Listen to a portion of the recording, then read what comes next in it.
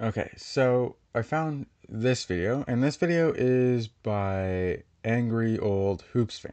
Now, he is pretty much my favorite creator uh, that does videos on basketball, NBA, that sort of thing, which is why I've chosen to do this reaction video.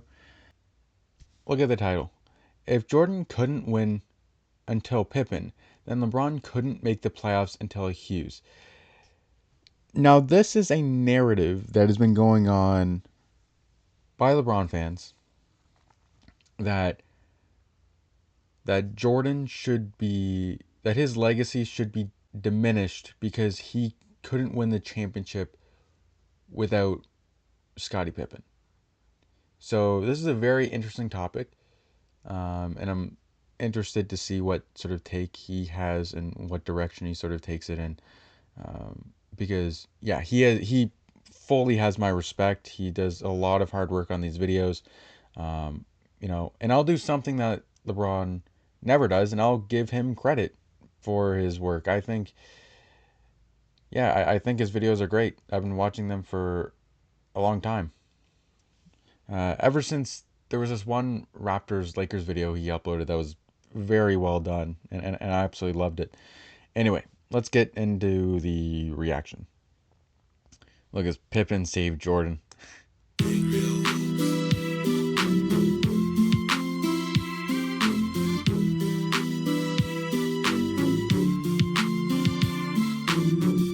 Yeah, that was a nice assist by Jordan there.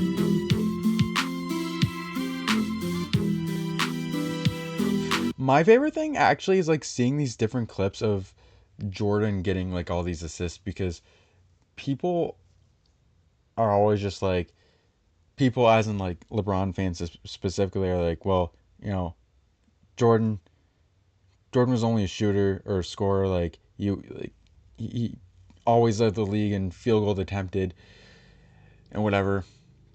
First of all, the name of his position was shooting guard, which has the actual word shooting in it. Um, but something that people might not know is that Jordan has the Chicago Bulls franchise record for most assists. So say what you will, but Jordan did do some passing in his time in the league.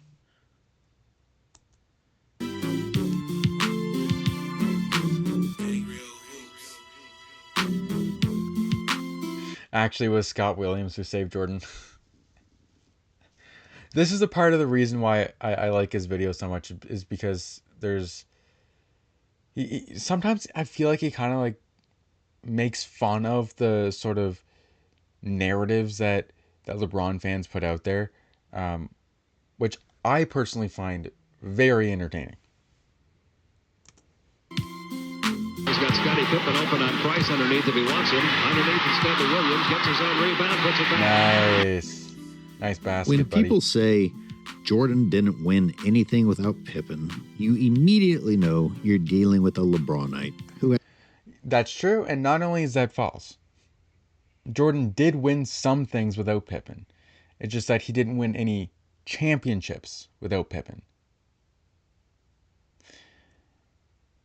So, I mean, if you think I'm lying, like, go look in the history books. Like, Jordan did legitimately win some awards before Pippen was even on the team. And he most certainly won some awards before Pippen was even any good. Right? has no interest in history, reality, truth, doing research, is simply happy to irresponsibly repeat whatever storyline they heard just because it helps them feel better about their dedication to the loser king. Saying it in that manner is kind of like a more, I don't know, it almost makes me chuckle in a way, but it's true. It's so true. Like,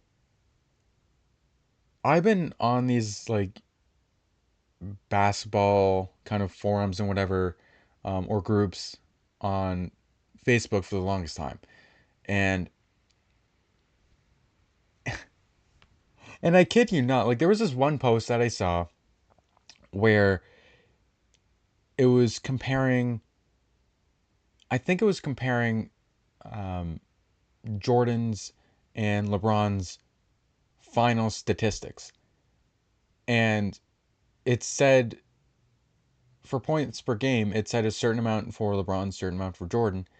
It said that LeBron's was higher, but if you actually did your research, Jordan's points per game in the finals, it's higher than LeBron's.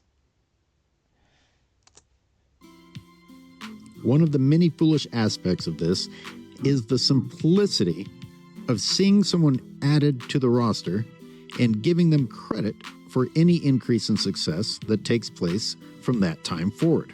Yeah. Imagine how easy it would be to do that with any star player whose team underwent roster changes and then saw success. That's a really good point, actually. Yeah, I've actually never thought about that, but like, that's a really good point.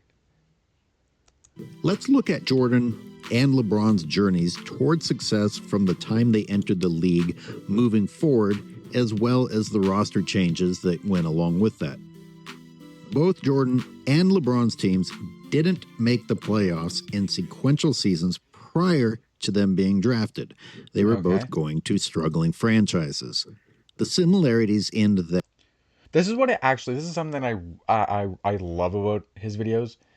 Whenever he doesn't verbally say something, he often puts something on screen to basically prove that what he's saying is true. I absolutely love that. Um, and if you look at my style of videos, um, like I've done something similar. I mean, yeah, I've kind of taken a page out of his book in a way where I've kind of let his videos inspire my videos in a way. there because unlike LeBron, Jordan got his non-playoff team into the playoffs as soon as he arrived. That's LeBron did true. not. So hypothetically, we could start playing the he didn't get anywhere until so and so arrived right here instead of waiting until later. Just Yeah, yeah, that's true. Yeah, that's very true. And if you actually look at it too, like LeBron, I mean, here's the thing. Like sometimes LeBron fans go even the route of like, well, Jordan missed the playoffs however many times that he did. But if you actually do your research, like LeBron missed the playoffs more than Jordan. So if you're trying to say that Jordan's legacy should be diminished because of how many times he missed the playoffs, well then LeBron's legacy should be even more diminished because of that. You know? to emphasize how foolish it is to credit success with a roster change. For example, the Cavaliers didn't make the playoffs. Well, then I guess we can't credit LeBron for any future success that the Cavaliers enjoyed, since he wasn't the difference maker when he joined. Yep. I know what you're thinking. How can we be so sure that it was Jordan's arrival that propelled the Bulls into the playoffs? Well, let's have some fun with that idea as we. That is the sort of question that a LeBronite would ask. Like, oh well, like they did make it to the playoffs with Jordan. Like the same year Jordan joined, they made the playoffs. But like, how do we know it was Jordan? Look at the roster changes. We're going to start by looking at the rosters of the Chicago Bulls in 83, 84, and then 84, 85. All How right. do I say this without being disrespectful? Although these are essentially nobodies in the big picture of NBA history, they are Yeah. still the most recognizable names on the roster that were there in 83, 84, and were still there in 84, 85 when Jordan arrived. Dave Corzine, Orlando Woolridge, Rod Higgins. Names that maybe you've heard of. I've never heard of any of those guys. But yeah, I totally agree with this point. Like, like the main players that were on the team over here are also on the team over here. 83, 84, and 84, 85, I believe, are the 2 years that we're looking at here. So that's very important to know, or very important to note, I guess. Maybe. Other names that I can't even pretend to recognize that also stayed on the roster were Greenwood, Green, Daly, Watley, and Oldham. The other name that I recognized on the 83-84 roster was Reggie Theus, whom the Bulls did not retain for 84-85. So I listed the names that stayed the same going into the season that Michael Jordan arrived. Here are the additions to the roster that were not present in 83-84. What if? Oh my gosh! How did Jordan make that? That's ridiculous. Are the additions to the roster that were not present in 83-84. Chris Engler, Charles Jones, Caldwell Jones, Wes Matthews.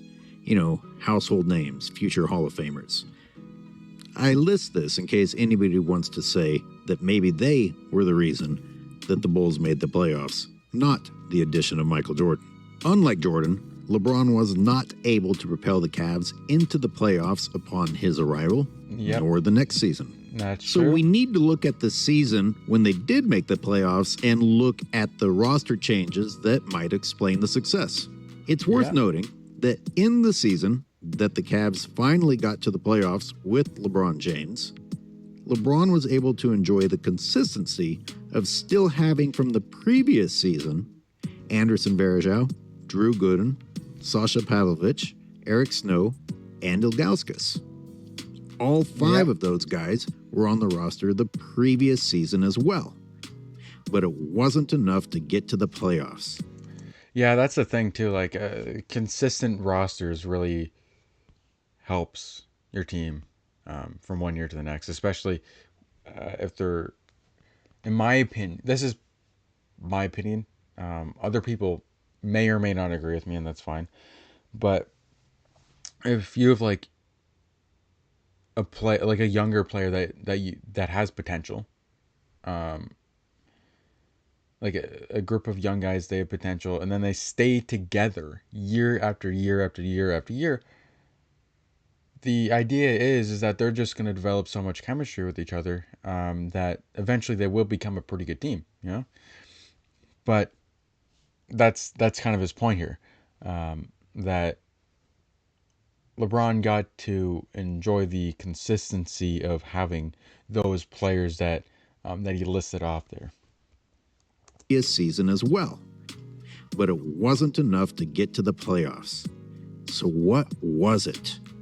It seems to have been the addition of Damon Jones and Larry Hughes, who finally propelled the Cavs into the playoffs for the 05-06 season. What's crazy is that, LeBron did not make the playoffs until people that I've never even heard of joined the Cavs. Okay. After all, we are saying that Jordan couldn't get to the second round until the Bulls drafted Scottie, right? Well, LeBron couldn't even make it to the playoffs until the Cavaliers got Larry Hughes. However, even upon getting to the playoffs, LeBron still struggled against the likes of the lowly Gilbert Arenas Wizards, needing 7 games to get past the Wizards, only to lose to the Pistons in the next round. So I guess Larry Hughes isn't going to be enough either.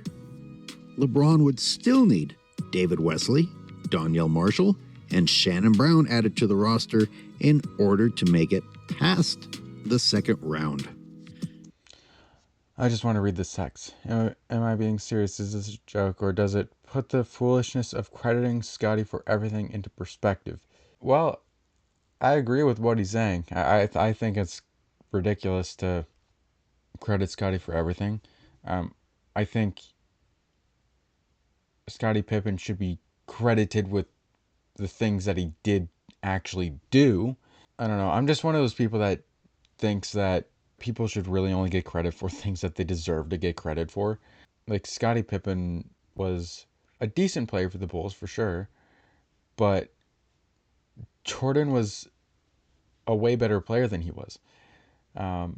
So it really makes sense, in my opinion, to give a hell of a lot of credit to Jordan. That's just my opinion. So to recap, LeBron couldn't even make the playoffs without Larry Hughes, couldn't make it past the second round without Donnell Marshall, and I still can't even make the joke about, oh, he couldn't win without so-and-so, because LeBron hasn't won anything yet. He does make it to the finals, in which he exposed himself in a humiliating fashion, getting swept by the Spurs. James misses. Yep. 0 for 8. One of many sweeps to come. And then he regressed for the next 3 years to not even making it to the finals, until finally fleeing to Miami, where he still couldn't win, even with... Like that is something that we need to remember. Even after he left Cleveland and went to Miami to join the Miami Heat with Dwayne Wade and Chris Bosh,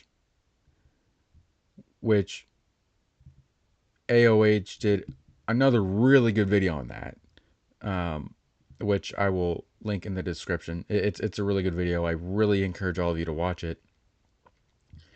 But even after that happened, LeBron still couldn't win, which is ridiculous. Like, I think by the time that LeBron joined the Heat, I think Dwayne Wade, the season, like in 2010 or in 2009, one of those two seasons, he led the league in scoring. And by the time that Chris Bosh in 2011 left his previous team, which was the Raptors, he was already the franchise's leading scorer. And he also led the franchise at that point in several other stats, and he still does to this day. So yeah, just thinking about how like disgusting that whole collusion is just ridiculous. With Dwayne Wade, Chris Bosh, Udonis Haslem, Eddie House, Mike Miller, and so on. Oh, forget it. Yeah, I totally forgot about those other notable players too. It required a shortened season and the addition of Shane Battier for LeBron to finally get a ring in the 2011-2012 season. Interesting. I didn't know that. I didn't do my research on the 2011 season, so I did not know that the 2011 season was a shortened season. 2011-2012 season was a shortened season. I didn't know that because I didn't do my research on it, and I will openly admit that. But now that I do know that, what I can say is that half the time that LeBron did make it to the finals and win the championship, it was during a shortened season. Both in the 2012 NBA Finals and the 2020 NBA Finals. Sometime during COVID, right? So that's very important to remember, in my opinion. In other words, LeBron couldn't win without Shane Battier. LeBron never won anything without Shane Battier. That's the funny way of putting into perspective the stupidity of simply giving all the credit to the roster addition. Yeah, and I actually want to go back for a few seconds. LeBron couldn't win without D. Wade, Bosh, Haslem, Battier, or Silver. Here's something that I've seen often is like LeBron won X amount of championships without these players or without these, like all-star players, whatever. What LeBron fans will, LeBronites and whatever, what they will never admit is that LeBron won nothing without those players. He won nothing. Without Dwayne Wade, without Chris Bosh, without Anthony Davis, without Kyrie Irving, without any of those players, he won 0 championships. So it makes no sense to kind of be like, well, oh, he won 2 championships without Dwayne Wade.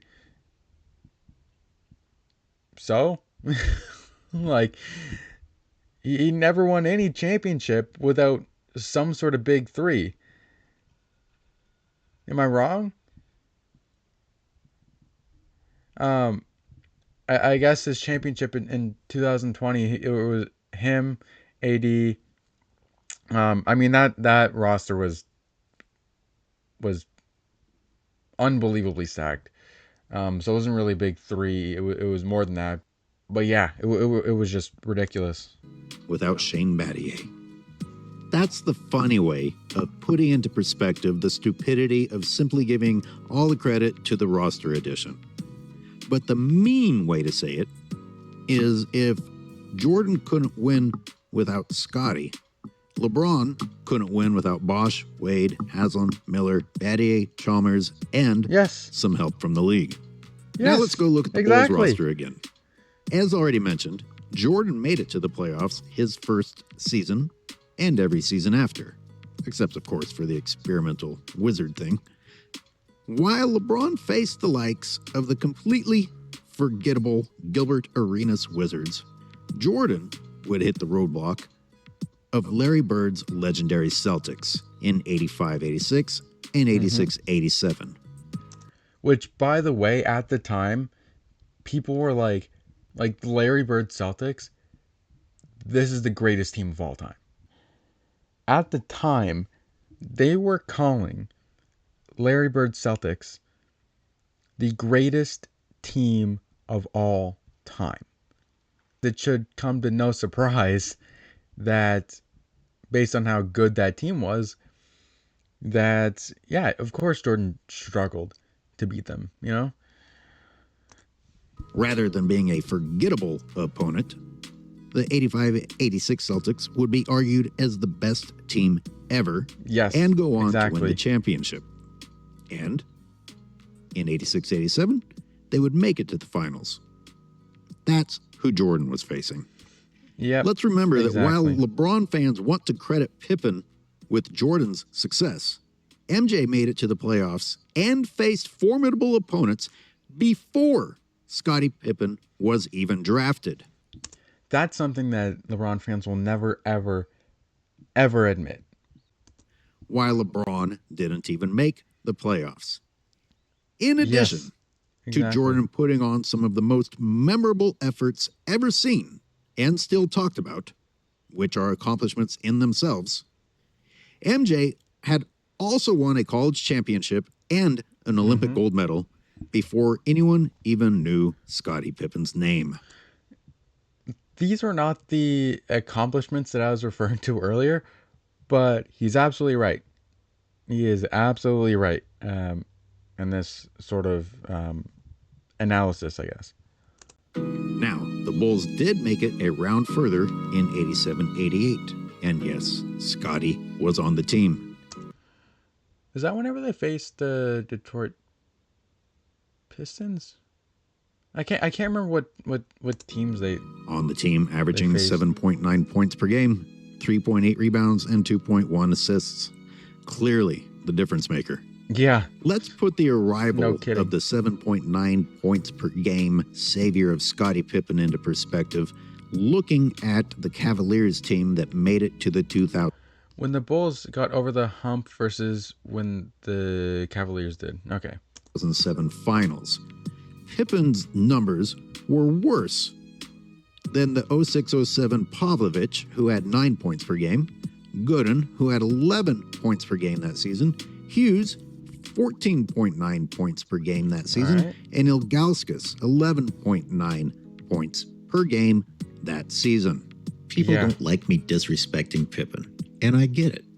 But I only say these things because of the disrespect LeBron's teammates get, while the same people that trash LeBron's teammates didn't even bother to find out that Scottie Pippen added less support than LeBron's scrubs at the time in history that we're talking about getting over the hump.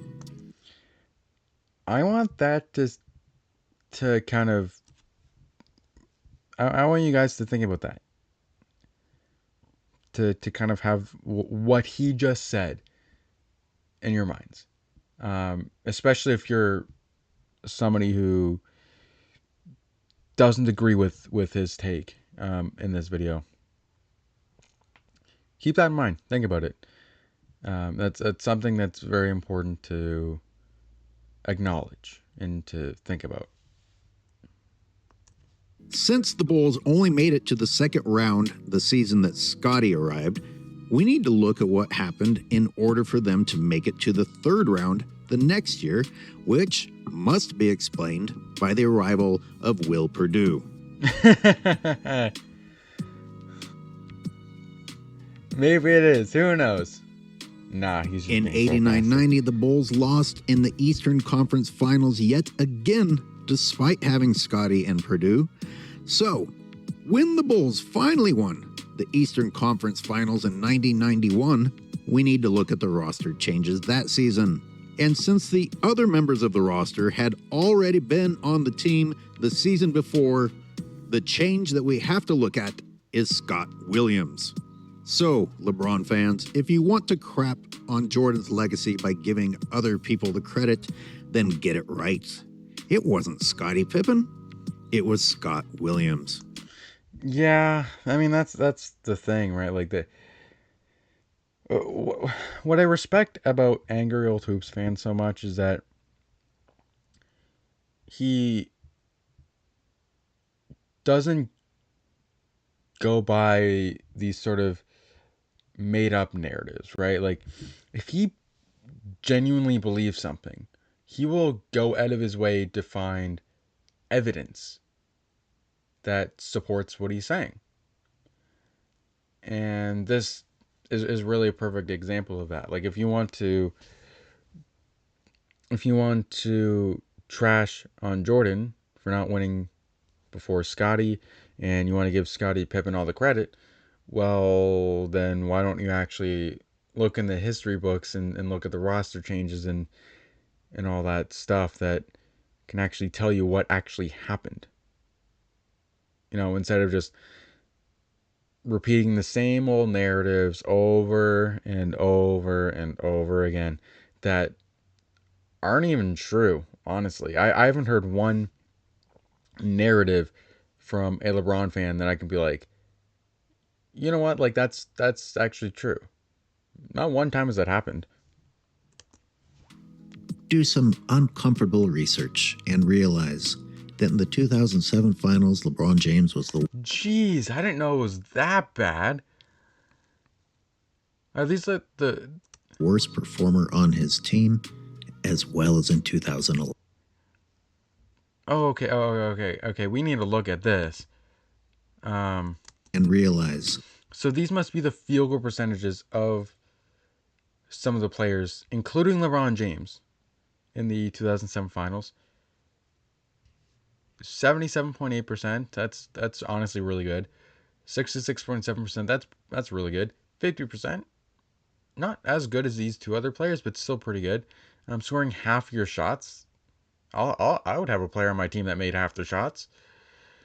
LeBron James, 25%. The guy who is supposed to make a huge difference in your roster only shot 25%. That in the 2007 finals, LeBron James was the worst performer on his team, as well as in 2011. Right, so these numbers must be from 2011. He has the Cavs jersey on, so these numbers are either from 2011 or 2007. But either way, they're bad numbers. Well, this is 25%, so it probably is in 2007. But only getting 4 assists and 6 turnovers, yeah, like that's not good. Again, looking at the first time that Jordan made it to the finals in 1991 and LeBron made it to the finals in 2007. Look at the standout performances. Scottie Pippen's best game of the playoffs was 18 points, 5 rebounds, and 2 assists. That's Pretty not good, bad. actually. But Yeah. imagine how you'd be over-glorifying Scottie Pippen if he'd have ever had one of the nights that Daniel Gibson had, getting the Cavaliers past the Detroit Pistons. Wow. Okay. I know this, some people would say, oh, this is like cherry picked evidence. And, well, it kind of is, but, at the same time, like, he's trying to show, like, a lot of things that can kind of help give a more complete picture. So, um, in that sense, is it really cherry picking? I mean, not really. Um, I mean, and he's also showed a lot of things in the video before this, too. So, but this is one of LeBron's so-called garbage teammates. 31 points, 6 rebounds, 7 for 9 shooting, made all 5 of his threes, and shot 12 of 15 of his free throws. That's a really good stat line, honestly. And yeah, one of LeBron's so-called garbage teammates performed that well. Way better than Scottie Pippen, by the way. Instead, you probably haven't even heard of this game. So once again, Yeah, I haven't heard of Scotty this the game. Savior I'll be open with doesn't that. even stack up against one of LeBron's scrubs. But go ahead, keep living in that delusional little world that you all like to live in. Gibson inside, banks it in. Gibson goes to the basket and lays it in beautifully. Gibson, oh, nice drive. Yep. Gibson. All right, so looks like that's the video. I will put the link to this video in the description, and I'll also put the video to the collusion of LeBron James, Dwayne Wade, and Chris Bosh that he made in the description below as well. I think this video and the collusion video are really important videos to watch and to understand as to what actually happened. But anyway, this video is getting kind of long, so I'll end it here. And I will see you guys next time.